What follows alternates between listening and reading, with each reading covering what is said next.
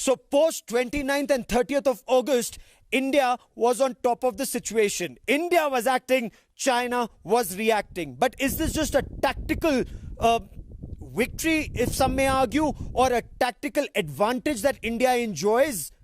Or does it have strategic ramifications, not just for India, but also for this region? And what if China comes back the coming summers or in the times ahead? Joining me on India First is Lieutenant General Vinod Bhatia, former Director General Military Operations. General Bhatia has served extensively in this area, and Lieutenant General Rakesh Sharma, former Leh Corps Commander, a man who's seen virtually every boulder in this area. And General Sharma, if I come to you first, post 29th and 30th August, India was on top of the OODA loop. China was only reacting. It's decided to pull back. In your appreciation, was this the best move that we could have done, getting China to vacate from the north bank of Pangong Tso, or could we have held on to the advantage of holding on to the southern bank till the time some of the other issues like Gogra and Hot Spring and Galwan were sorted out?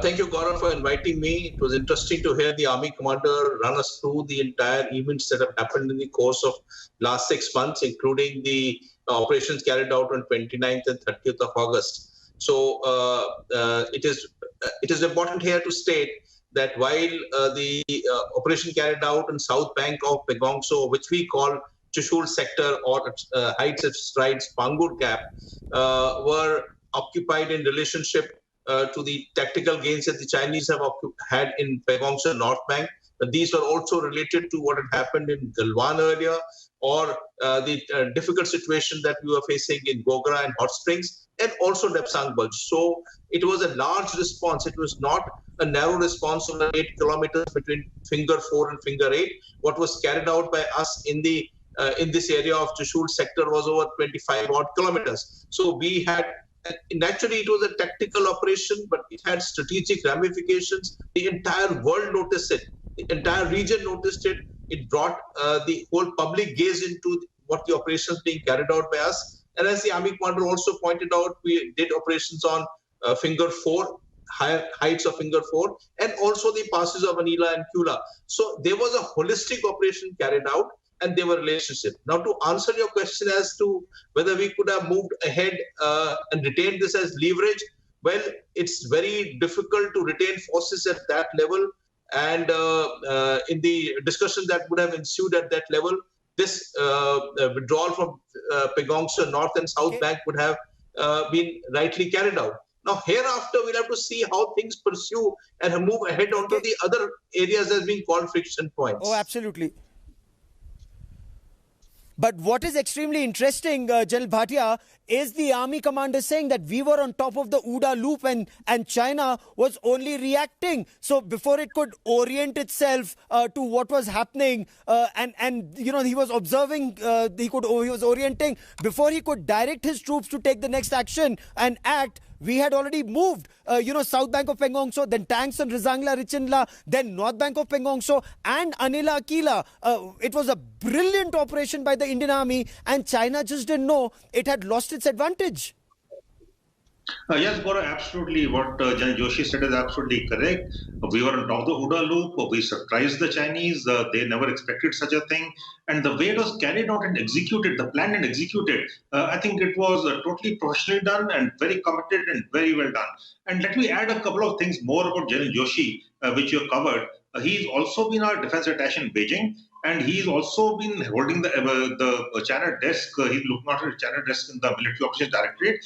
And he's part of the WMCC, which is the Working Mechanism Cooperation Coordination. So we no better man than him out there who understands China. So we have a leader who understands everything about China, the best man there. And that is how I think it's been achieved. Good leadership at all levels, at the highest level, as also down to the Corps Commander and the military leaders that who have executed it. Hats off to them. Now, having said that, let me also say one more thing. This is the first time after 79 Vietnam War that China has disengaged and withdrawn from the gains it has done, or the forward deployment has done in any of the territories along its neighbors. Whether it's South China Sea, where we have seen massive Chinese development, there has been again, if you see what the So this is something which we need to understand. First time India has stood up to China and forced China to withdraw from the forward deployment along the LAC. So we should give our the Indian armed forces, the Indian army, and Indian people, and also all who are involved in this, the credit for forcing China to withdraw. Now the question comes on trust, like you pointed out. No, we can't trust the Chinese. Definitely, we can't trust the PLA, but let's trust ourselves. Let's create capabilities, trust the armed forces, trust the decision makers, trust our troops. So I think we have things under control. Very big point you're making. You can't trust Chinese. Yes, you can't trust Chinese, but at least trust your own army. At least trust your establishment. They've done you proud on the south bank of Pangong Tso. And General Sharma, you know the lay of this land like the back of your hand. You've been deployed here extensively. We have advantage south bank of Pangong Tso. There are other advantages that India can leverage in times to come. And perhaps, in your view, has that message gone out to China? We've done it once. We can do it another time, another place, at a place and time of our choosing. The Chinese generals would have got that message, sir.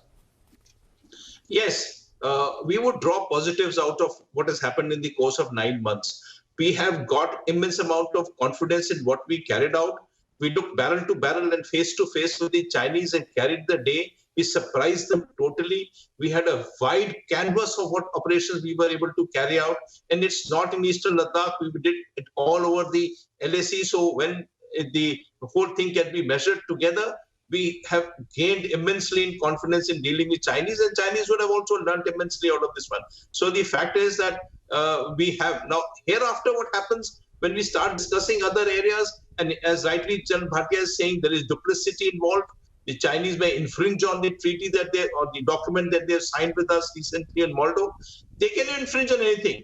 But we have the confidence that we have done it here once. We can do it elsewhere also. There are many options available to us which can be taken out and applied. So the kind what we have learned here will stand us tomorrow in carrying out operations where we wish to carry it out.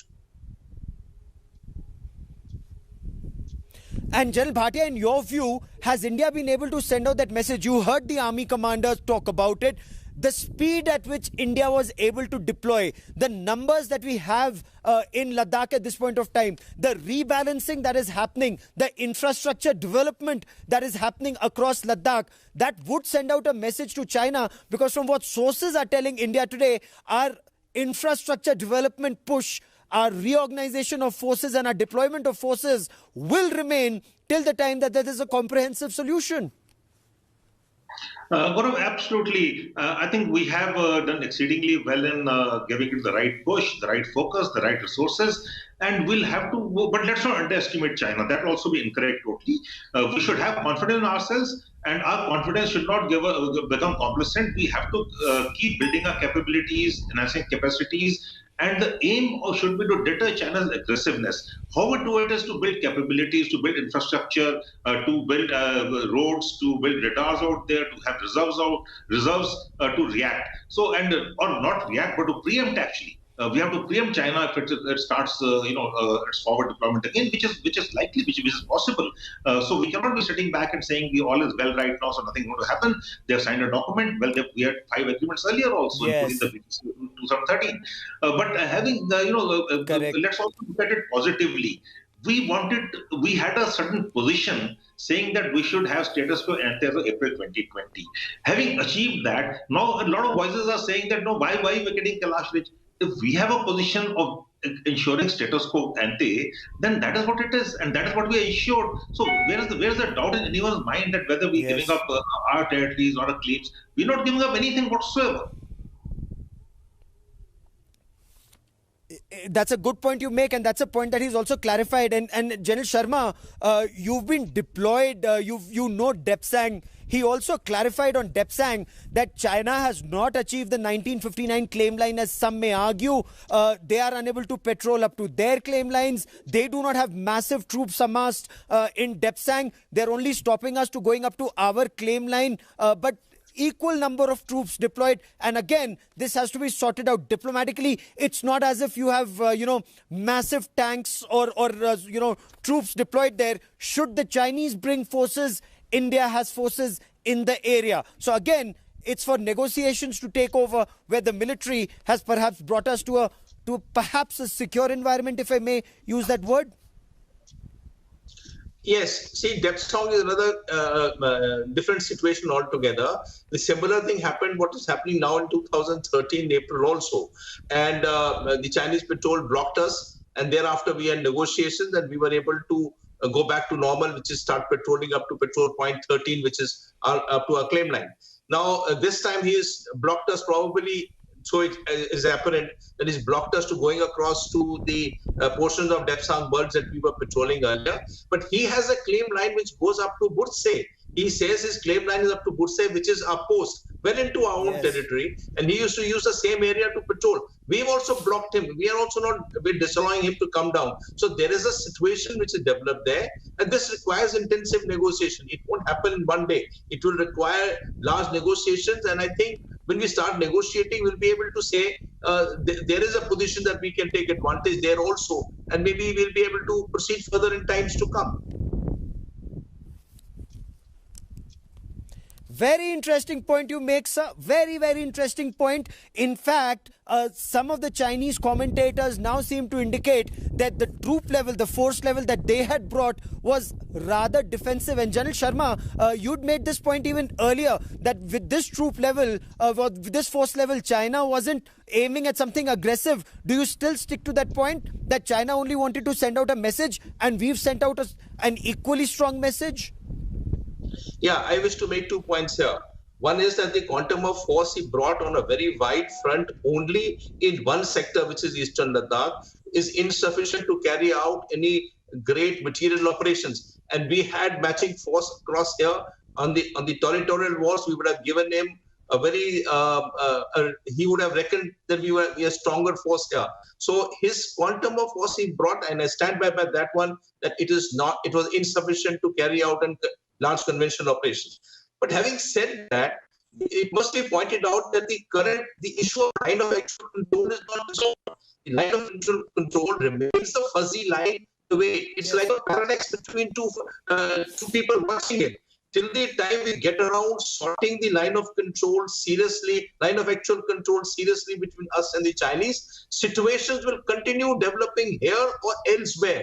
And we'll have to finally proceed further between good neighborly relations and sort out the line of actual control and convert it into some kind of demarcation and delineation. Till that time we do that, there are bound to be problems that will happen in fact, General Bhatia, absolutely. General Bhatia, that was another question that I posed to him. This whole of India approach, our armed forces, Army, Navy, Air Force, the Defense Ministry, the Foreign Affairs Ministry, External Affairs Ministry, the Prime Minister's office, the business, everyone in our country perhaps sent out that message that China attempting to unilaterally change LAC is unacceptable to India. According to General Joshi, that message has been conveyed. In your appreciation, has that message been conveyed?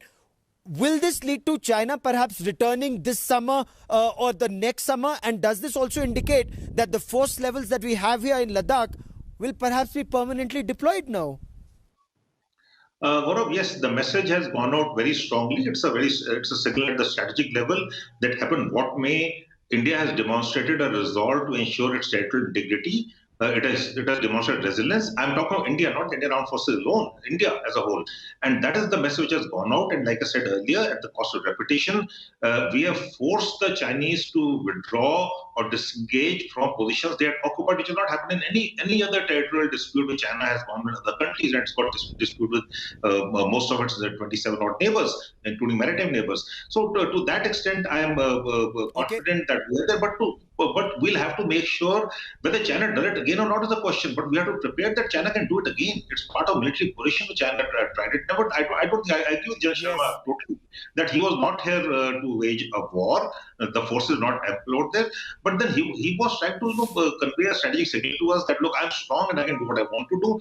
And we have stood firm out there. And that is what has surprised China.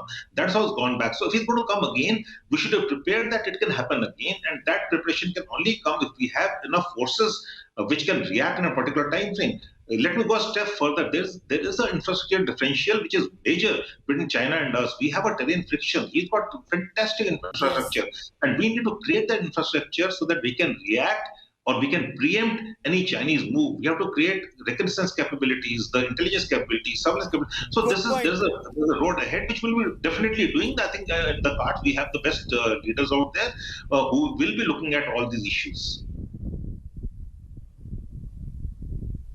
In fact, General Sharma, General Joshi and some of the other commanders I've been speaking to on ground made the point that the kind of infrastructure push, the capability development push that's currently on not only needs to continue, but perhaps needs to intensify in the months and maybe even years ahead to send that message across to China, whether it's in Ladakh or in Arunachal Pradesh or Sikkim or Barahoti, that a misadventure will not be to China's advantage. But that big message with that QPQ on the south bank of Pangong Tso. So 2 quick points, sir. 1, infrastructure development and capability development. And 2, the ability to do QPQ. That message has been sent to China that India is not on the defensive.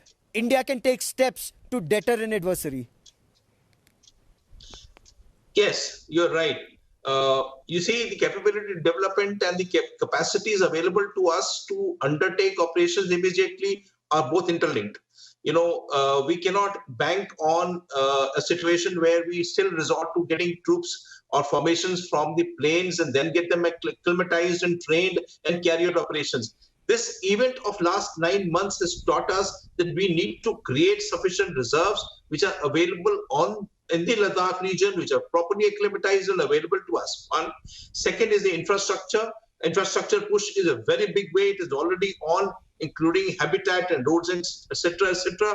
We also need to get the ISR going. Initially, somebody said Chinese have a whole lot of small drones flying all over the border areas. Now we are matching that capability, and we have equivalent number of eyes across in the skies, and we are also watching. So then that is also a very important issue. We have to match the issue of intelligence, surveillance and reconnaissance, and so that we have the eyes and ears available to us. Also of the depth areas, far away in the depth areas where we can concentrate people. So it is important for us to prepare. We don't want war. We never want war. Yes, we have to be prepared for it. But the Chinese might want a issue later on, and if it comes to that event, we ought to be prepared to carry on operations the way we have planned to undertake it. Okay, I have last 2 minutes on the broadcast, and one quick response each. You heard Army Commander Northern Command, and you've seen him in action right from the time when he was a colonel in Kargil War. He won a Veer Chakra. Vikram Batra won the Paramveer Chakra, and he was the commanding officer of the same 13 Jackraff. Sanjay Kumar won the Paramveer Chakra at again in Dras, and again Colonel Joshi that time was CO. You've seen this officer and you've seen this army. So the officer and the army, do you get the impression that we are confident, we are strong, not the army of 1962, and the Chinese are not 10 feet tall? That message has gone across with what we did on the 29th and 30th of August. General Sharma and then General Bhatia. Yeah, let's forget 62. I mean, increasing reputations of 62 put us up tremendously. There is no need to mention 62 at all. We are a new army. 1. And second point I wish to make is that while we are veterans, we understand the whole issue. The current environment, the current people serving there are people of great wisdom, great experience. They know the area as well, even better, much better than what we knew. So let them handle this situation. I think they handled it very nicely, given the circumstances. And, we need to salute them. The formations, the troops, the units, each one performed miraculously out there in the most difficult and tiring circumstances. We are bystanders. We are just speaking from here. Let's give confidence to the people who are on ground, Army commander, the chief, and people down who are actually every executing soldier, the task and salute themselves.